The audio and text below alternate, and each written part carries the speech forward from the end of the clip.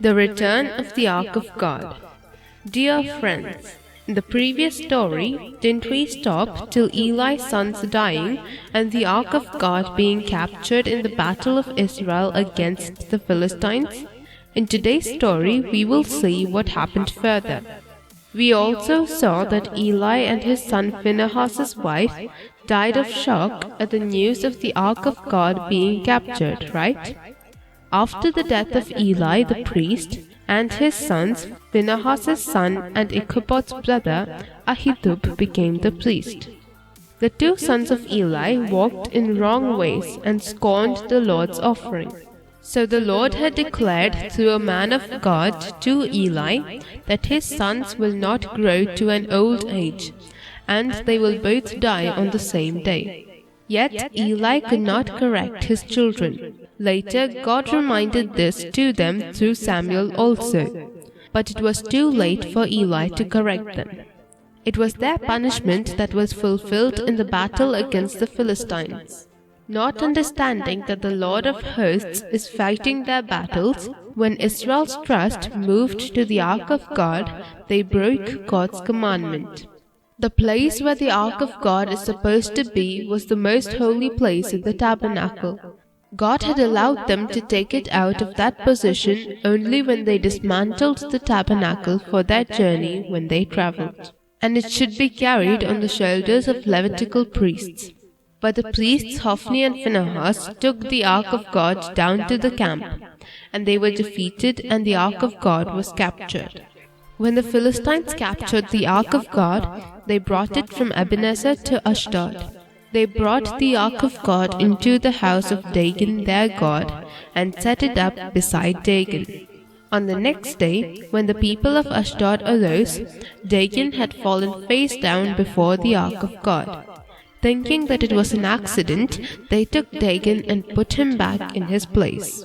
But when they rose early the next morning, Dagon had fallen face down on the ground before the Ark of the Lord again. But this time, the head of Dagon and both his hands were lying cut off on the threshold. The hand of the Lord was heavy against the people of Ashdod, and he terrified them. He afflicted both Ashdod and its territory with tumors. They understood that these problems were caused by the Ark of God being among them. They talked with the lords of the Philistines and took the Ark of God to Gath. The hand of the Lord was against them also. He afflicted all the people. They were also afflicted with tumors. So they sent the Ark of God to Ekron. As soon as the Ark of God came to Ekron, the people of Ekron cried out. The hand of the Lord was against them too. Many succumbed to death. The men who did not die were struck with tumors. It has been 7 months since the Ark of God was captured. Because of the troubles they faced, the Philistines called for the priests and the diviners and together thought of how to send the Ark of God back.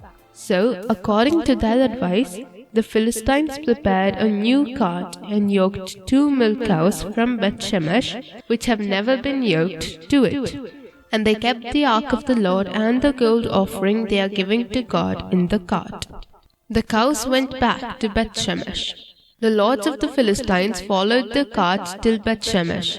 Beth-Shemesh is a part of Judah's inheritance, and in Judah this land was given to Aaron's sons from the tribe of Levi. Since God was the Levites' inheritance, they were only given land to live in among the other tribes of Israel, right?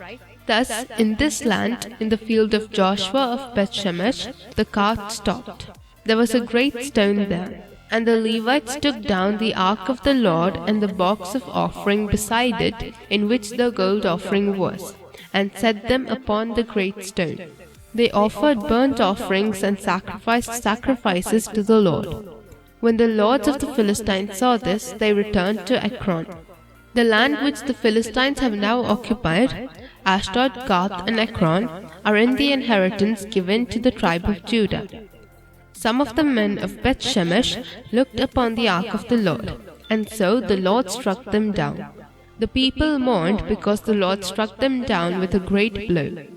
They sent messengers to Kiriath-Jearim, asking them to take the ark away from them.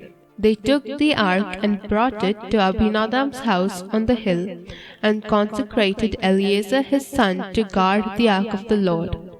The ark remained at Kiriath-Jearim for a long time. During this time the Israelites walked in their own ways and served Baal and Ashtoreth. Because they had lost the battle with the Philistines, they were under Philistine control. They got back the ark of the Lord.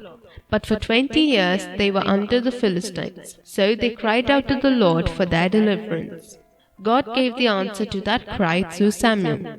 In the next story, we will see where Samuel was in these 20 years and how he delivered Israel. God bless you.